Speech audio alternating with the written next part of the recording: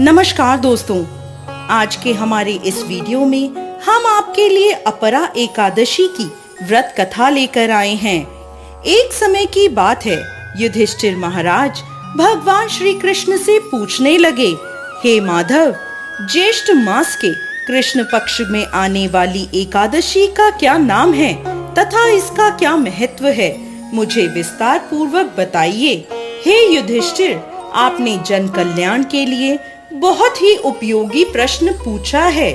ज्येष्ठ मास के कृष्ण पक्ष में आने वाली एकादशी का नाम अपरा एकादशी है। यह एकादशी प्रेत योनि में गई हुई जीवात्मा को मुक्ति प्रदान करती है। इसलिए इस एकादशी के दिन अपने पूर्वजों का ध्यान करते हुए व्रत का पालन करना चाहिए। पुरातन समय में महीध्वज नाम का एक महान राजा राज्य करता था। वो बहुत ही धर्मात्मा था। उसके राज्य में प्रजा सुख पूर्वक निवास कर रही थी। उनका छोटा भाई वज्रध्वज अत्यंत क्रूर और अन्यायी था।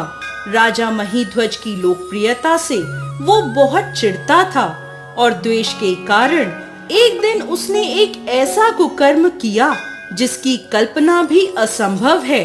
रात्रि के समय वह महल में गया और उसने अपने भाई महीध्वज की हत्या कर दी और उसके शव को बेरहमी से नगर के बाहर एक पीपल के पेड़ के नीचे गाड़ दिया। इस प्रकार राजा महीध्वज की अकाल मृत्यु होने के कारण राजा को प्रेत योनि प्राप्त हुई और उसी पेड़ पर रहते हुए और वह आने जाने वालों को परेशान करने लगा, इधर उधर भटकने लगा। एक समय ईश्वर की इच्छा से महान ऋषि धौम्य उसी पीपल के पास से गुजर रहे थे। तब उन्हें उस प्रेत के होने का आभास हुआ। अपने तपोबल से उन्होंने उस प्रेत को देखा और यह भी जान लिया कि उसकी यह दुर्दशा कैसे हुई थी। उदार मन वाले ऋषि ने प्रेत की योनि में रहने वाले राजा को पेड़ से नीचे उतारा और उन्हें परलोक विद्या का दान दिया। करुणा से वशीभूत होकर ऋषि ने राजा को प्रेत योनि से मुक्ति प्रदान करने हेतु अपरा एकादशी का अनुष्ठान किया और उन्होंने एकादशी का पुण्य फल राजा को अर्पित कर दिया। इस पुण्य फल के प्राप्त होते ही राजा महीध्वज की प्रेत योनि से मुक्ति हो गई और वह ऋषि को धन्यवाद देते हुए दिव्य विमान में विराजमान होकर वैकुंठ को चले गए। कथा को समाप्त करते हुए भगवान श्री कृष्ण कहते हैं, हे युधिष्ठिर, जो भी व्यक्ति अपरा एकादशी का श्रद्धा और निष्ठा पूर्वक पालन करता है वह असीमित पुण्य संचित करता है।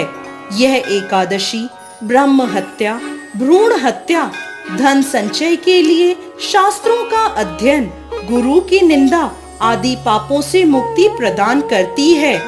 शास्त्रों में मनुष्य जीवन में करने योग्य कुछ पुण्य कर्म बताए गए हैं, जैसे कि कार्तिक मास में पुष्कर में स्नान करना, काशी में महाशिवरात्रि का पालन करना, गया में पिंड दान करना, पुष्कर में स्नान करना, माघ मास में प्रयाग में स्नान करना, स्वर्ण का दान देना, भूमि का दान देना आदि।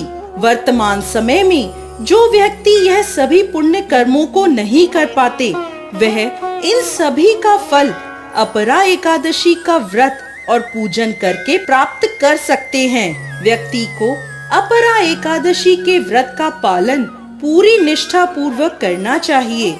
जय श्री हरि विष्णु।